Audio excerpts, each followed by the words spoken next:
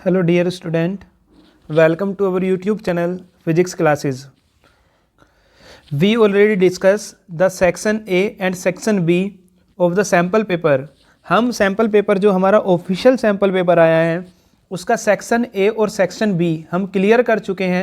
2 class हमने ले ली है। आज हम स्टार्ट करते हैं इसका सेक्शन नंबर सी।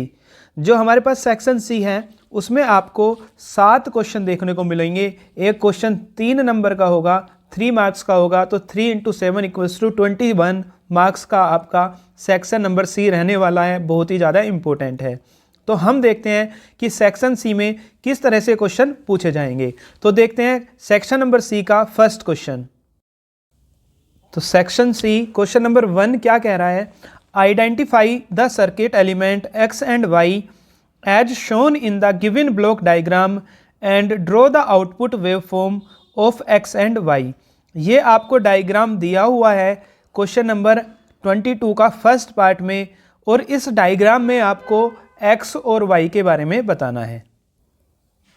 तो आप देखिए सेक्शन सी का डायग्राम एक्स और वाई। यहाँ पर आपको क्या दिखाई दे रहा है? सबसे पहले आप देखिए, आपको दिख रहा है यहाँ पर एक एसी सोर्स। ये सिंबल किसका है? एसी सोर्स का। एसी सोर्स से आउटपुट पर हमें डीसी मिल रहा है। आउटपुट पर हमें क्या मिल रहा है? डीसी। यानी कि एसी से डीसी में कन्वर्ट कर रही हैं 2 चीज़ें। एक तो लगा हुआ है एक्स और एक लगा हुआ है वाई। तो आपको क्या करना है? ये बताना है कि एक्स और वाई क्या है। तो सबसे पहले आपको ये याद रखना है, ये आपको पता होना चाहिए, टॉपिक आपने पढ़ा है कि एसी को डीसी में कन्वर्ट कर रहा है, मतलब यूटिलाइज कर रहा है सिग्नल का। इस तरह से सिग्नल आते हैं एसी के। तो जो आपके पास एक ऐसा इंस्ट्रूमेंट जो क्या काम करता है, जो इस एसी सिग्नल को एक ही डायरेक्शन में सेंड कर देता है, उसको बोलते हैं रेक्टिफायर। तो आपका एक्स जो है, एक्स क्या होगा? रेक्टिफायर होगा। एक्स क्या होगा? आपका रेक्टिफायर होगा। और रेक्टिफायर से सिग्नल किस तरह से आएंगे अभी मैंने आपको दिखाया है ये। तो इससे जो सिग्नल मिलेंगे वो सिग्नल कुछ इस तरह से आपके मिलेंगे। इस तरह से रेक्टिफायर एसी को डीसी में कन्वर्ट कर देता है। उसके बाद उसने कहा कि वाई और इसके साथ जुड़ा हुआ है और इस पर डीसी मिल रहा है। तो अभी आपने टॉपिक नहीं पढ़ा ये वाला, ये ना ही आपके कोर्स में है। यहाँ पर इंटर में जो वाई है आपका, वाई आपका फिल्टर होगा। वाई क्या होगा? फिल्टर होगा वाई, क्योंकि उसने कहा डीसी एप्लियंस आउटपुट पर हमें मिला है तो फिल्टर होगा। अब ये फिल्टर क्या काम करता है? फिल्टर सर्किट है एक जो मॉडिफाइड करता है इनपुट सिग्नल को। इनपुट सिग्नल जो आए हैं, अब इसको कैसे सिग्नल मिले थे? इसको इस तरह से सिग्नल मिले थे। तो इसने इस सिग्नल को मॉडिफाइड कर दिया और मॉडिफाइड करके कुछ इस तरह से सिग्नल में कन्वर्ट कर दिया, ऐसे करके, और कुछ इस तरह से सिग्नल में कन्वर्ट कर गया। तो जो वाई है उससे सिग्नल इस तरह से आपको मिलेंगे। ठीक है, इस तरह से सिग्नल मिलेंगे। किसमें? वाई में। और ये किसके सिग्नल है? एक्स के। एक्स क्या है आपका? एक्स है रेक्टिफायर, और रेक्टिफायर भी फुल वेव रेक्टिफायर। पूरी की पूरी वेव जा रही है तो क्या है? Full wave rectifier. तो फिल्टर क्या होता है? फिल्टर मॉडिफाई करता है इनपुट सिग्नल को। कुछ फ्रीक्वेंसी को वो रिजेक्ट करता है और कुछ फ्रीक्वेंसी को वो आगे भेज देता है। इसके बेस पर 2 टाइप के फिल्टर होते हैं आपके, लो पास फिल्टर और हाई पास फिल्टर। जो लो पास फिल्टर होता है वो लो फ्रीक्वेंसी की लाइट को पास कर देता है और हाई फ्रीक्वेंसी की लाइट को रोक देता है। जबकि हाई पास फिल्टर क्या काम करता है? हाई फ्रीक्वेंसी की लाइट को पास कर देता है और जो रेडिएशन आ रहा है लो फ्रीक्वेंसी का उसको रिजेक्ट कर देता है। अब इस फिल्टर के अंदर क्या क्या होता है? फिल्टर के अंदर आपका इंडक्टर होता है और क्या होता है? कैपेसिटर होता है। ठीक है, तो क्लियर है? ये क्वेश्चन क्लियर होगा आपको। अब देखते हैं इसका सेकंड पार्ट। सेकंड पार्ट में क्या कहा? If the centre tapping is shifted towards diode D1। आपको दिख रहा है यहाँ पर ये सेंटर टैप है। सेंटर टैप को शिफ्ट कर दिया towards diode D1 as shown in the diagram, draw the output waveform of the given circuit. तो दूसरे केस में जो आपका सेंटर टैपिंग है उसको डायोड D1, ये D1 है, यहां पर शिफ्ट कर दिया। तो अब बताना है कि क्या होगा। अब देखो, आपको पता है कि ये आपका फुल वेव रेक्टिफायर है। फुल वेव रेक्टिफायर, तो क्या होता है आप समझिए, सबसे पहले आपके पास एसी सिग्नल आए, इस तरह से ये सिग्नल कौन से हैं, एसी।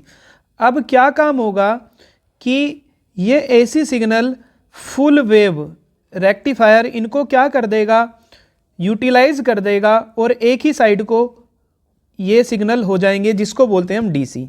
तो डीसी क्या होता है, ये सिग्नल एक ही तरफ को इस तरह से कन्वर्ट हो जाएंगे। ये कौन कर रहा है, फुल वेव रेक्टिफायर। अब क्या हुआ, जैसे ही आपने इस पर सेंटर टैपिंग की, ये फुल वेव रेक्टिफायर कर रहा है, ये एसी है। अब जैसे ही आपने इस पर सेंटर टैपिंग की, क्या की, सेंटर टैपिंग कहाँ लाए, आपने टैपिंग कर दी डायोड D1 पर। डायोड D1 पर जैसे ही सेंटर टैपिंग की तो इसका जो सिग्नल था वो सिग्नल थोड़ा रिड्यूस हो जाएगा, कम हो जाएगा इस तरह से, लेकिन D2 का सेम रहेगा, D1 का फिर कम हो जाएगा, D2 का फिर सेम रहेगा, D1 का फिर कम हो जाएगा, D2 का फिर सेम रहेगा। तो ये D1 के कारण ये D2, D1 D2, D1 D2। तो इस तरह से आप देखेंगे जो आपको आउटपुट पर सिग्नल मिलेगा वो D1 के अक्रॉस जिस पर आपने सेंटर टैपिंग की है वो थोड़ा कम मिलेगा और D2 पर पहले के जैसा ही सेम रहेगा। ठीक है, तो ये इसका आपके पास डायग्राम है जिसको आपको दिखाना है आउटपुट पर किस तरह से डायग्राम मिलेगा। तो आप आउटपुट पर आपको इस तरह से डायग्राम मिलने वाला है। अब हम देखते हैं क्वेश्चन नंबर 23। क्वेश्चन नंबर 23 बोलता है find the expression for the capacitance of a parallel plate capacitor of plate area A and plate separation D when I a dielectric slab of thickness T and second a metallic slab of thickness T where T less than D are introduced one by one between the plates of the capacitor, in which case would the capacitance be more and why। ये आपके पास एक question है। इस question में ये कहा है कि एक कैपेसिटर है, उसकी ये प्लेट है, इस प्लेट पर चार्ज आपको पता है प्लस क्यू होगा तो इस पर माइनस क्यू होगा। ठीक है, और दोनों के बीच की सेपरेशन कितनी है, डी। और इस ये एयर में रखी है तो इसके अंदर इलेक्ट्रिक फील्ड जो सेटअप होगा वो ई नोट होगा। अब उसने कहा कि इसके अंदर आपने क्या किया, एक क्या रख दी, डाइलेक्ट्रिक स्लैब रख दी थिकनेस टी की। तो रखते हैं इसके अंदर, जैसे ही आपने टी थिकनेस की, इसके अंदर डाइलेक्ट्रिक स्लैब रखी, इसका डाइलेक्ट्रिक कांस्टेंट हमने मान लिया कितना है, के। तो इसकी थिकनेस कितनी है, टी। अब हम देखेंगे कि ये पॉजिटिव चार्ज प्लेट है हमारे पास और ये कैसी है, नेगेटिवली चार्ज है। अब जैसे ही आप इसको स्लैब को अंदर रखोगे इसमें, तो इस पर आ जाएगा आपका नेगेटिव चार्ज, इंड्यूस चार्ज, और इस पर कैसा चार्ज इंड्यूस हो जाएगा, पॉजिटिव। अब प्लेटों के कारण इलेक्ट्रिक फील्ड किधर था, प्लस से माइनस की तरफ होता है, लेकिन पोलराइजेशन के कारण कुछ इलेक्ट्रिक फील्ड कम हो जाएगा, मतलब नेट इलेक्ट्रिक फील्ड जो होगा ई नेट, वो ई में से ई पी कुछ कम हो जाएगा। ये भी आपको रिमेंबर रखना है। तो जब हम प्लेटों के बीच में कोई डाइलेक्ट्रिक स्लैब रखते हैं तो क्या हो जाता है, इलेक्ट्रिक फील्ड जो आ जाता है वो रिड्यूस हो जाता है, कुछ कम उसकी वैल्यू हो जाती है। तो अब हमें कैपेसिटेंस का यहाँ पर फॉर्मूला फाइंड आउट करना है। तो कैपेसिटेंस का फॉर्मूला निकालने के लिए हमने मान लिया डाइलेक्ट्रिक स्लैब रखी, थिकनेस कितनी है इसकी, टी। अब इसके अंदर आप देखोगे एक ये मीडियम है, ये तो मीडियम है अंदर, और यहाँ पर क्या है इसके, एयर, ये भी एयर है, यहाँ भी एयर है। एयर के लिए आपको पता है के की वैल्यू 1 होती है। तो अब हम क्या करेंगे, हम निकालेंगे पोटेंशियल। आपको पता है जब भी हमें कैपेसिटेंस निकालना है तो हम पोटेंशियल निकालते हैं। तो इस प्लेट में नेट पोटेंशियल V कितना आएगा, V नोट प्लस वी के। वी नोट का मतलब है potential between the plate of the capacitor in air, किसके अंदर, एयर में। और वी के का मतलब क्या है, डाइलेक्ट्रिक स्लैब के अंदर पोटेंशियल। अब आपको पता है V का फॉर्मूला होता है ई आर, तो V की जगह लिखेंगे ई नोट इंटू आर। अब ई नोट यानी कि एयर की बात कर रहे हैं, तो एयर कितने पार्ट में, पूरा पार्ट था डी, टी थिकनेस कम हो गई तो कितने पार्ट में एयर बची उसकी, डी माइनस टी में, प्लस डाइलेक्ट्रिक के लिए v equals to E R, E की वैल्यू ई ही, क्योंकि ई होती है मीडियम में, ई नोट होती है एयर में, इनटू डिस्टेंस, डिस्टेंस कितनी डिस्टेंस में स्लैब है, तो टी थिकनेस में है, तो हमने लिख दी वैल्यू टी। तो यहाँ से v की वैल्यू आ गई E naught D minus T plus E T. अब आपको पता है कि एयर के अंदर इलेक्ट्रिक फील्ड का फॉर्मूला होता है प्लेट के कारण सिग्मा अपॉन एप्सिलॉन नोट, और मीडियम में होता है सिग्मा अपॉन के एप्सिलॉन नोट। तो हमने क्या किया, v तो ऐसे ही रहने दिया, e को लिखा ई नोट को सिग्मा अपॉन एप्सिलॉन नोट, और ये बना हमारे पास d माइनस टी, प्लस ई को लिखा सिग्मा अपॉन के एप्सिलॉन नोट, और ये बचा आपका t। अब आपको ये भी पता है कि सिग्मा की वैल्यू होती है q upon A, charge per unit area, इसको बोलते हैं सरफेस चार्ज डेंसिटी। तो v इक्वल्स टू हमने लिखा q upon A epsilon naught d minus T plus q upon A K epsilon note into T. तो हमने किसकी वैल्यू रखी यहाँ पर, सिग्मा की।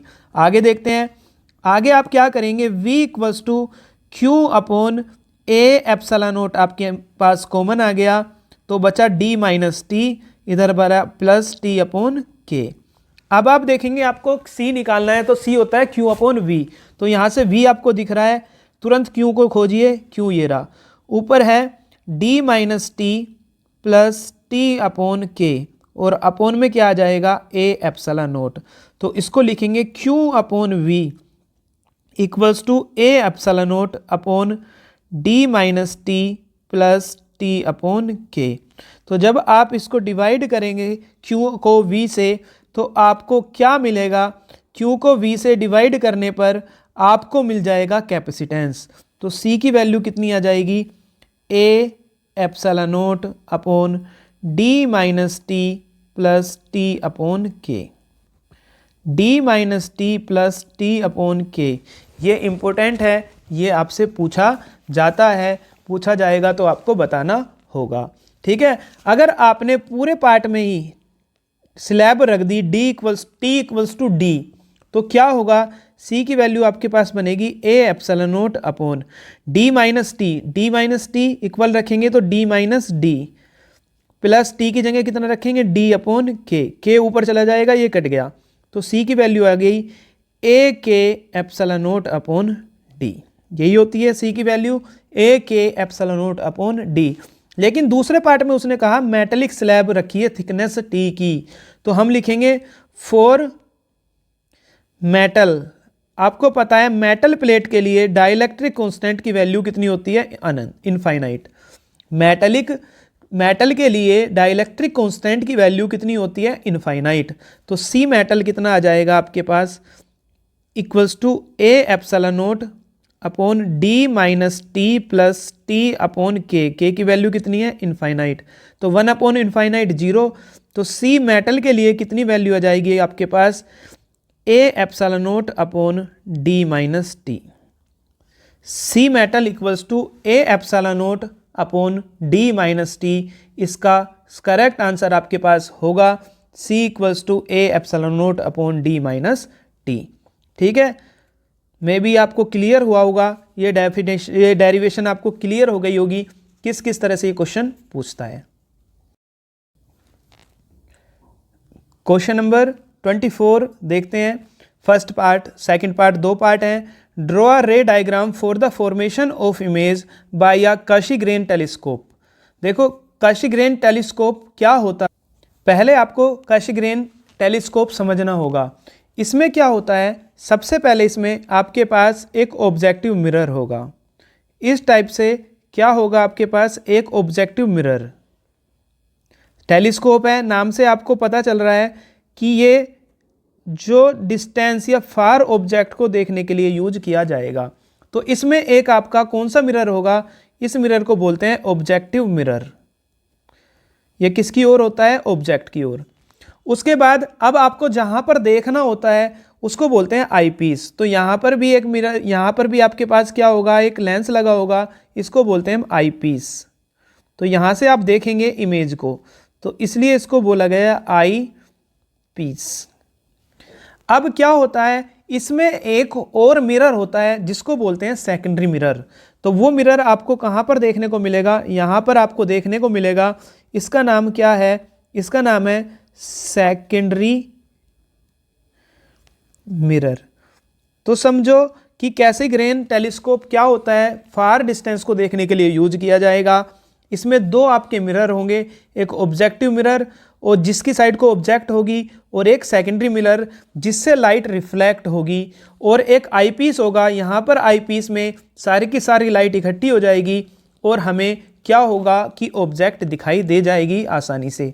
तो उसके लिए कैसे कैसे फॉर्मेशन होता है ये आपको समझना है।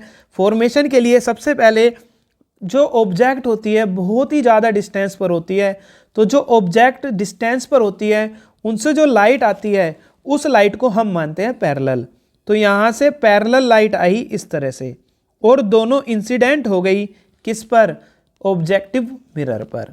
दोनों लाइट किस पर इंसिडेंट हो गई, ऑब्जेक्टिव मिरर पर। जैसे ही ऑब्जेक्टिव मिरर से ये टकराई तो इसका रिफ्लेक्शन हुआ, और रिफ्लेक्शन होने के बाद वो इस तरह से किस पर इकट्ठा हो जाएंगी, वो इस तरह से आपके इकट्ठा कन्वर्ज हो जाएंगी किस पर आकर मिलेगी, सेकेंडरी मिरर पर। अब सेकेंडरी मिरर है तो ये इसको रिफ्लेक्ट बैक कर देता है, और जो आपकी इमेज है वो कहाँ पर दिखाई देने लगती है, आपकी आई पीस के अंदर इमेज दिखाई देने लगती है। तो इस तरह से इसके अंदर इमेज का फॉर्मेशन होता है। देखिए आप देख सकते हैं आई पीस में वो ऑब्जेक्ट दिखाई देने लगती है। तो ये काशीग्रेन टेलीस्कोप का आपका डायग्राम है, किस किस तरह से बनता है मैंने आपको बता दिया। अब उसने दूसरे पार्ट में इसके ये पूछा है कि why these type of telescope are preferred over refracting type telescope. देखो इसमें लाइट का रिफ्लेक्शन हुआ है। कुछ टेलीस्कोप ऐसे होते हैं जिसमें लेंस यूज होता है, उसमें लाइट का रिफ्रैक्शन होता है, तो वो रिफ्रैक्शन वाले से अच्छा आपका रिफ्लेक्शन वाली टेलीस्कोप है। तो क्यों है, तो इसके दो रीज़न आप लिख सकते हैं। पहला रीज़न क्या है कि इट हैज़ मिरर ऑब्जेक्टिव। इसके पास क्या होता है, मिरर ऑब्जेक्टिव होता है, मिरर ऑब्जेक्टिव ये वाला, which is free from chromatic and spherical aberration.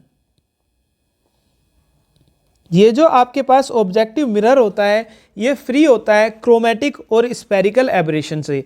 ये क्या होता है, ये पहले टॉपिक होता था कि इसमें से जब लाइट रेज आएगी और मिरर से होकर गुजरती है तो वो एक पॉइंट पर इकट्ठा ना होकर, एक पॉइंट पर कन्वर्ज ना होकर वो अलग अलग पॉइंट में कन्वर्ज हो जाती थी, जिससे कि हम जिसकी ऑब्जेक्ट को देखना चाहते थे उसकी ब्लड इमेज बनती है। उसकी क्या बनती है, ब्लड इमेज। तो जितने भी मिरर होते हैं उसमें ये डिफेक्ट नहीं होना चाहिए कि वो ब्लड इमेज बनाए। हम टेलीस्कोप को यूज करते हैं जिससे कि वो हमें साफ इमेज दे।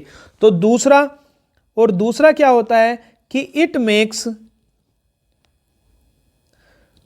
Brighter image. ये क्या काम करती है, ब्राइटर इमेज बनाती है, because it gather more light to objective. तो जितनी ज़्यादा ऑब्जेक्टिव मिरर पर लाइट आएगी उतना ही ज़्यादा ब्राइट इमेज बनेगी। तो ये ब्राइट इमेज बनाती है। जबकि आप देखोगे रिफ्रैक्टिंग टाइप टेलीस्कोप जो होती थी उसमें क्रोमेटिक और स्पेरिकल एब्रेशन भी होता था और वो ज़्यादा ब्राइट इमेज नहीं बनाती थी। इसलिए हम प्रीफर्ड करते हैं इनको किसके ऊपर, रिफ्रैक्टिंग टाइप टेलीस्कोप से प्रीफर्ड करते हैं कैशिग्रेन टेलीस्कोप को। ठीक है, नेक्स्ट क्वेश्चन देखते हैं। Question number 25, draw the energy band diagram for P type semiconductor at T equals to 0 kelvin and room temperature.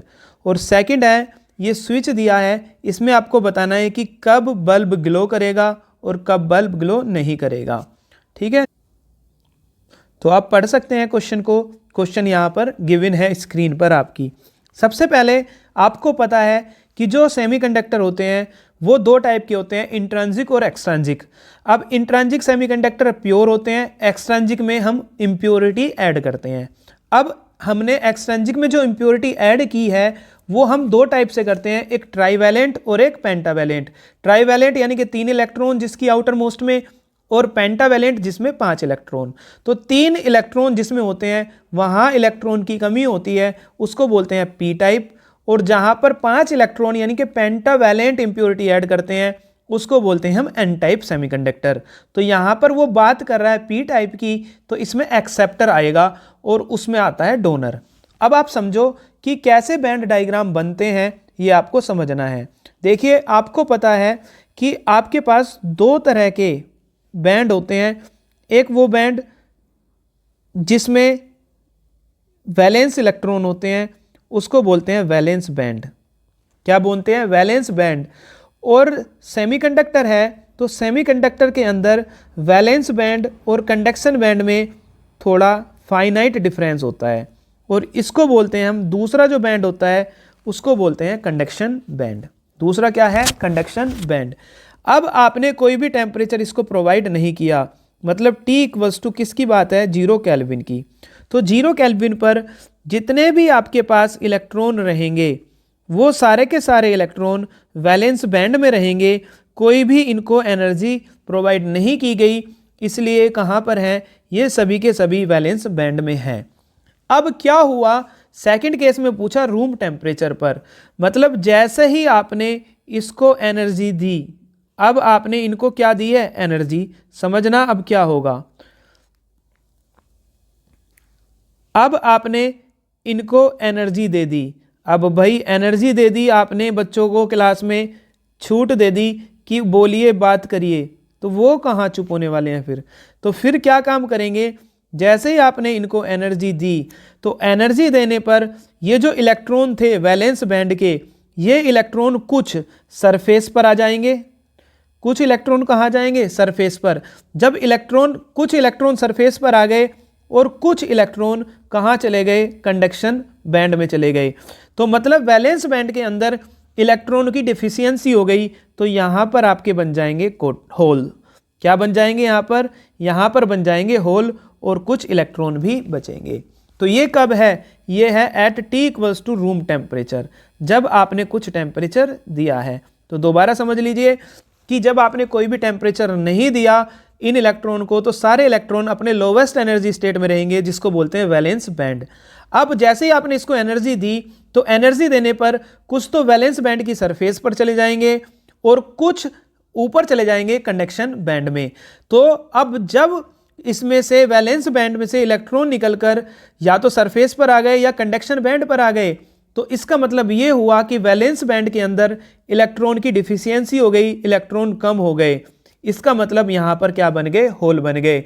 और इनके बीच में एक एनर्जी बन जाएगा, एनर्जी लेवल बन जाएगा, जिसको बोलते हैं एक्सेप्टर एनर्जी लेवल, EA। क्या बोलते हैं इसको? Acceptor energy level. और अगर एन टाइप होता तो यहां पर बनता ऊपर डोनर एनर्जी लेवल। ठीक है, तो एन टाइप का भी मैंने आपको बता दिया। अब दूसरा पार्ट और है इस क्वेश्चन में। दूसरे पार्ट में वो बोल रहा है, इन the given diagram considering an ideal diode in which condition will the bulb glow. वो कंडीशन बतानी है जिसमें बल्ब ग्लो करेगा।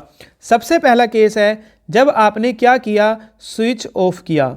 फर्स्ट केस देखिए, आपने क्या कर दिया? When the switch is open. Switch को क्या कर दिया? ओपन है स्विच। ओपन का मतलब जिस तरह से ये खुला हुआ है ऐसे ही अब खुला हुआ है। ओपन का मतलब वो मत समझना जो आप ओपन समझ रहे हैं। ओपन का मतलब सर्किट ओपन है इस तरह से। क्लोज का मतलब क्लोज है। तो करंट कब फ्लो होती है? जब क्लोज हो जाता है। तो ओपन का मतलब अभी खुला हुआ है। जब ये सर्किट खुला हुआ है, ओपन है, तो क्या डायोड में करंट जाएगी? आंसर है डायोड में करंट नहीं जाएगी।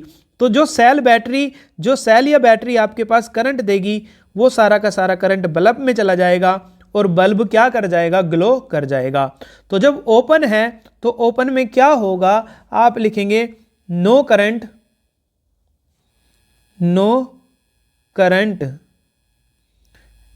Across the diode.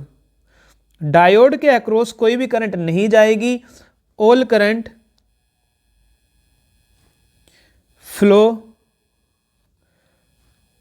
through the bulb, so bulb क्या करेगा, ग्लो कर जाएगा। सो बल्ब ग्लो, इस केस में बल्ब क्या कर गया, ग्लो कर गया। अब दूसरा केस देखते हैं। दूसरा केस में क्या बोल रहा है कि दूसरे केस में आप मान के चलिए कि आपने क्लोज कर दिया स्विच को, क्या कर दिया, क्लोज। अब जैसे ही आपने स्विच को इसको क्लोज किया तो क्लोज करने पर इसके अंदर से करंट फ्लो होगी डायोड के, तो जो सेल से करंट गई वो कहां पर चली जाएगी, डायोड में। तो बल्ब ग्लो होगा, आंसर है नहीं होगा, आंसर है नहीं होगा। तो आप लिखोगे current flow through diode, so bulb note glow. इसका मतलब बल्ब ग्लो नहीं करेगा। तो यही क्वेश्चन में पूछा हुआ था कि किस केस में बल्ब ग्लो करेगा और किस केस में बल्ब ग्लो नहीं करेगा। Question number 26, a boy, question number 26 पढ़िए क्या बोलता है। A boy is holding a smooth, hollow and non-conducting pipe vertically with charged spherical ball of mass 10 gram carrying a charge plus 10 millicoulomb inside it, which is free to move along the axis of the pipe. The boy is moving the pipe from east to west. Boy move कर रहा है east to west direction to the presence of magnetic field. Magnetic field की direction है east to west. 2 Tesla. With what minimum velocity should the boy move the pipe such that the ball does not move along the axis? Also determine the direction of magnetic field. तो इसमें आप देखेंगे कि जो boy है वो अपने हाथ में एक नॉन कंडक्टिंग पाइप लिए हुए है वर्टिकली, और उस पर चार्ज स्पेरिकल बॉल रखी हुई है मास m की, उसको कैरी कर रहा है। तो वो पूछ रहा है कि मिनिमम वेलोसिटी बतानी है। Should the boy move the pipe such that the ball does not move along the axis, वो सीधा चले और बॉल इसके ऊपर से मूव ना हो। तो ऐसा तभी पॉसिबल हो सकता है जब दो फोर्स इक्वल हो रहे हो। और कौन कौन से दो फोर्स इक्वल हो रहे होंगे, आप देखोगे कि दो फोर्स होंगे, एक मैग्नेटिक फोर्स एफ मैग्नेटिक, किसके इक्वल हो जाए, ग्रेविटेशनल या ग्रेविटी के, ठीक है। तो मैग्नेटिक फोर्स की वैल्यू कितनी होती है, Q V B sine theta equals to किसके हो जाए, एम जी के, वेट ऑफ द बॉडी। तो v की वैल्यू कितनी आ जाएगी, M G upon Q B sine theta. तो फॉर v मिनिमम, v क्या करना है, मिनिमम करना है, तो थीटा मैक्सिमम होना चाहिए क्योंकि रेसिप्रोकल में है, तो थीटा कितना होना चाहिए, 90। तो साइन 90 की वैल्यू कितनी आ जाएगी आपके पास, 1। साइन 90 की वैल्यू कितनी आ जाएगी, 1। तो वैल्यू रखिए v equals to M G upon Q B into 1, value put करनी है, आंसर आ जाएगा। तो v equals to m, mass कितना दिया है आप देखना, मास 10 ग्राम, तो इसको किलोग्राम में कन्वर्ट करेंगे 10 की पावर -3 इंटू जी, आप 10 भी रख सकते हैं 9.8 भी, अपॉन क्यू, चार्ज कितना है 10 मिली कूलाम, तो 10 इंटू 10 की पावर -3, और b कितना दिया है 2 टेस्ला इंटू 2, 10 की पावर -3 से ये कैंसिल, 10 से 10 cancel, v equals to 2 10 upon 2 यानी कि 5 मीटर पर सेकंड वो मिनिमम वेलोसिटी है जिससे उसको मूव करना चाहिए। अब उसने डायरेक्शन भी पूछी है तो आप लगा सकते हो, खुद यूज कर लेना। डायरेक्शन के लिए क्या करोगे, Fleming left hand rule use कर लेना, फ्लेमिंग लेफ्ट हैंड रूल, जो ये बताएगा कि फोर्स अपवर्ड डायरेक्शन में है तो मैग्नेटिक फील्ड नॉर्थ टू कैसा जाएगा, साउथ जाएगा। ठीक है, मैंने आपको आंसर बता दिया। नेक्स्ट क्वेश्चन है आपके पास, यहाँ पर गिवन है आपके पास डायग्राम, इसमें आपको क्या करना है, रिफ्रैक्टिव इंडेक्स निकालना है मटेरियल ऑफ द प्रिज्म का। ये क्वेश्चन हमेशा आता है। तो डायग्राम आपको दिख रहा है, देखिए इसमें कैसे हम निकालेंगे। सबसे पहला पढ़िए, अ रे entering a right angle prism undergo refraction at the face AC। AC ये फेस है आपका AC, इससे क्या हुआ, इसका राइट एंगल प्रिज्म का इससे रिफ्रैक्शन हुआ और कितने पर चली गई, 45 डिग्री पर, as shown in figure. What is the refractive index of the material of the prism. आपको प्रिज्म के मटेरियल का क्या निकालना है, रिफ्रैक्टिव इंडेक्स। तो रिफ्रैक्टिव इंडेक्स का आपको फॉर्मूला पता होगा कि रिफ्रैक्टिव इंडेक्स का फॉर्मूला क्या होता है। देखो यहाँ पर टर्म लगेगी क्रिटिकल एंगल की, ठीक है। तो ANG आप कह सकते हो एयर से ग्लास, उसके लिए क्रिटिकल एंगल का फॉर्मूला होता है 1/sin θc, where θc is the critical angle. तो 1/sin कितना वैल्यू है इसकी थीटा की 45 डिग्री, तो 1/√2 साइन 45 डिग्री की वैल्यू 1/√2, तो ANG की वैल्यू आपके पास आ गई √2, या आप लिख सकते हैं 1.414। तो ये किसकी वैल्यू है, ये आपके पास रिफ्रैक्टिव इंडेक्स की वैल्यू है मटेरियल ऑफ द प्रिज्म, ठीक है। मटेरियल ऑफ द प्रिज्म बोला है तो हम ANG नहीं लिख सकते, केवल N लिखिए, केवल क्या लिखिए N। तो N जो मटेरियल है इसका, उसका रिफ्रैक्टिव इंडेक्स हमारे पास आया 1.414। दूसरा, इफ सेकंड का A, if the side AC of the above prism is now surrounded by a liquid of refractive index 2/√3। अब ये जो साइड इसकी AC थी, इसके चारों ओर हमने क्या कर दिया, एक लिक्विड फिल कर दिया, और लिक्विड का रिफ्रैक्टिव इंडेक्स है 2/√3, और इसका कितना था √2 हम निकाल चुके, ठीक है। As shown in figure, determine if the light rays continue to graze along the interface AC और अंडरगो टोटल इंटरनल रिफ्लेक्शन और undergo refraction into the liquid. तो हमें बताना है कि रिफ्रैक्शन होगा इसका क्या होगा, तो उसके लिए हम एंगल निकालेंगे। अगर एंगल की वैल्यू क्रिटिकल एंगल जो यहाँ पर दिया है 45 डिग्री, उससे ज़्यादा आ गई, 45 से ज़्यादा वैल्यू आई, तो टोटल इंटरनल रिफ्लेक्शन नहीं हो सकता, फिर वहाँ पर रिफ्रैक्शन होगा। तो सबसे पहले हम निकालेंगे क्या, आपके पास θc। तो उसके लिए हमें अब दो मीडियम आपके पास दे दिए, एक प्रिज्म और एक क्या है लिक्विड। तो सबसे पहले इनका रेशो आपको निकालना होगा, Ng/NL आप निकाल लीजिए, ग्लास और क्या है लिक्विड। ग्लास का आप निकाल चुके √2, ये Ng, और लिक्विड का कितना दिया है 2/√3, तो √3 ऊपर जाएगा, √2√3/2, इससे या तो Ng/NL आपका क्या बन जाएगा, N बन जाएगा, और इसकी वैल्यू आएगी √3/2। कितनी आ गई √3/2।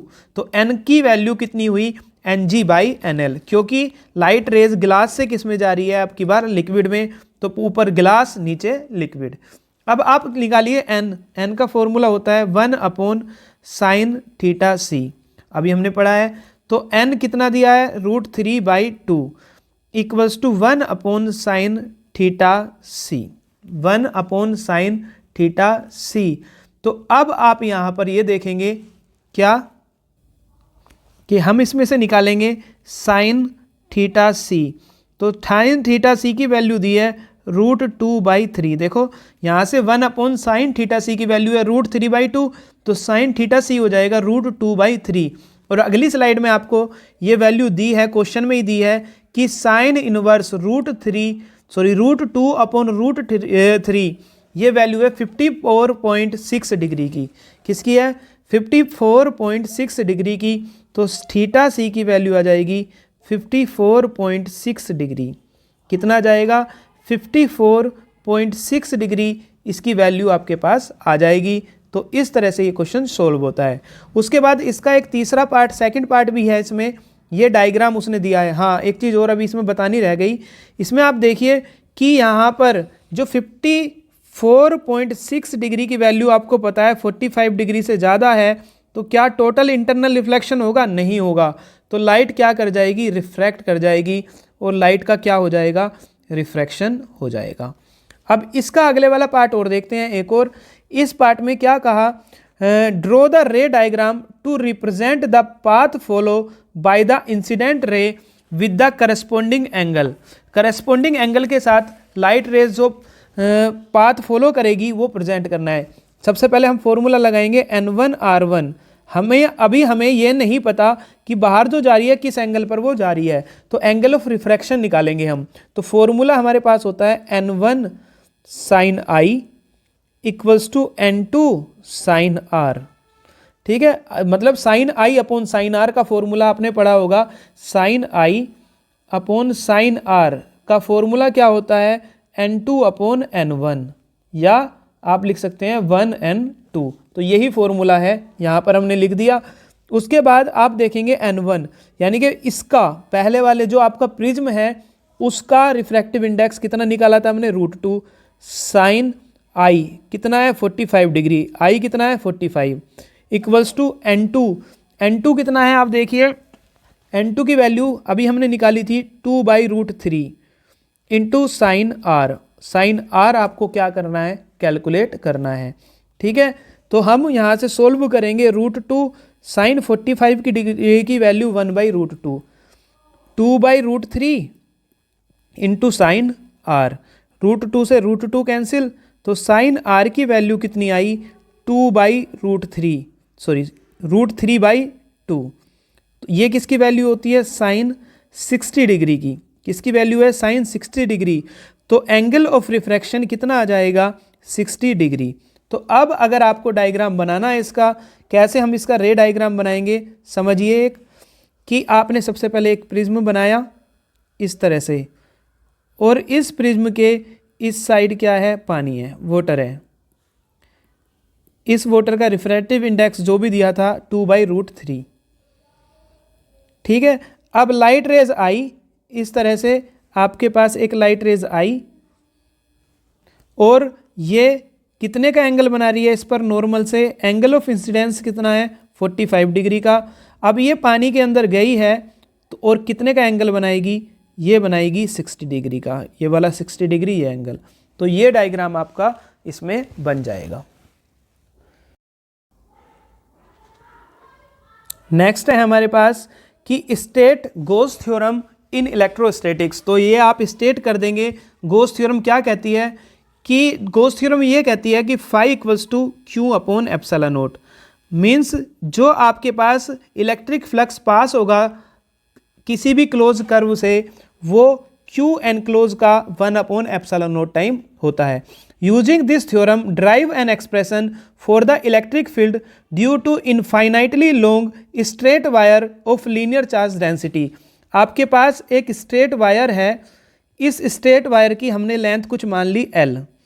इस L लेंथ पर इससे स्मॉल r की डिस्टेंस पर कोई पॉइंट P है। इस पॉइंट पर इसके कारण आपको इलेक्ट्रिक फील्ड इंटेंसिटी निकालना है। इसकी आपके पास लीनियर चार्ज डेंसिटी कितनी है, लैम्बडा है। तो इसके लिए हम इसके चारों ओर एक गॉसियन सरफेस को इमेजिन करेंगे, और गॉसियन सरफेस इसका कैसा बनेगा, सिलेंड्रिकल। तो ये इसका गॉसियन सरफेस है। इस सरफेस पर आपके प्रेजेंट होगा पॉइंट P। ठीक है, तो पॉइंट P इस पर प्रेजेंट होगा। इसके लिए हमने एक छोटा सा यहाँ पर ds पार्ट मान लिया। इलेक्ट्रिक फील्ड इस साइड है, ds भी इस साइड है। तो क्या फॉर्मूला बनेगा, d∅ = क्या फॉर्मूला होता है, E.ds इंटीग्रेशन Q/ε0। ये गोस थ्योरम कहती है हमारी। तो अब हम रखेंगे E.ds = Q/ε0। आप देखिए E और ds के बीच का एंगल 0 डिग्री है, तो E/ds cos 0 degree equals to क्या आ जाएगा, Q/ε0। E बाहर आ जाएगा, कांस्टेंट है। ds क्या होगा, इंटीग्रेशन ds cos 0 की वैल्यू 1 Q/ε0। तो E इंटू ds की जगह कितना आ जाएगा, S Q/ε0। S क्या है, surface area of Gaussian surface, और गॉसियन सरफेस का यहाँ पर सरफेस एरिया कितना आएगा, 2πRh। H की जगह कितना आएगा, L। तो यहाँ पर वैल्यू पुट करेंगे हम, वैल्यू रखिए कितना आएगा, देखिए E into 2πRL equals to Q/ε0। अब आपको इंट्रोड्यूस करना है लैम्बडा को। लैम्बडा की वैल्यू क्या होती है, Q/L। तो Q की वैल्यू कितनी हो जाएगी, लैम्बडा इंटू L। तो E into 2πRL equals to Q की जगह रखेंगे लैम्बडा L/ε0। L से L कैंसिल, तो E की वैल्यू आपके पास आ जाएगी 1/2πε0 और λ/r। ठीक है, 1/2πε0 λ/r, या इसको आप और लिख सकते हैं 1/4πε0। 2 से डिवाइड, 2 से मल्टीप्लाई, तो 1/4πε0 2 λ/r इसकी वैल्यू आ जाएगी। इसके बाद इसमें एक और पार्ट दिया है कि define electric flux and right it's SI unit. तो इलेक्ट्रिक फ्लक्स कैसे डिफाइन करेंगे, कोई भी आपके पास क्लोज सरफेस है, इससे जो पास होगी इलेक्ट्रिक लाइन ऑफ फोर्सेस उसको बोलेंगे हम इलेक्ट्रिक फ्लक्स। और फाई का फॉर्मूला होता है ई डॉट डी एस। क्या होता है? E dot D S. और इसकी एसआई यूनिट निकली है फाई की, क्या बनेगी? फाई की एसआई यूनिट ई की लिखिए कि ई की क्या हो, ई का फॉर्मूला होता है एफ अपॉन क्यू, यानी कि न्यूटन पर कूलाम, और न्यूटन एस का होता है मीटर स्क्वायर पर कूलाम। तो न्यूटन मीटर स्क्वायर पर कूलाम इसकी एसआई यूनिट हो जाएगी। Use Gauss law to obtain the expression for the electric field due to a uniformly charged infinite plane sheet of charge. एक प्लेन सीट है, इसके कारण इलेक्ट्रिक फील्ड का formula निकालना है जो कि आता था सिग्मा अपॉन 2 एप्सिलॉन नॉट। ठीक है, तो इसको आपको करना है, ये डेरिवेशन है पूरा।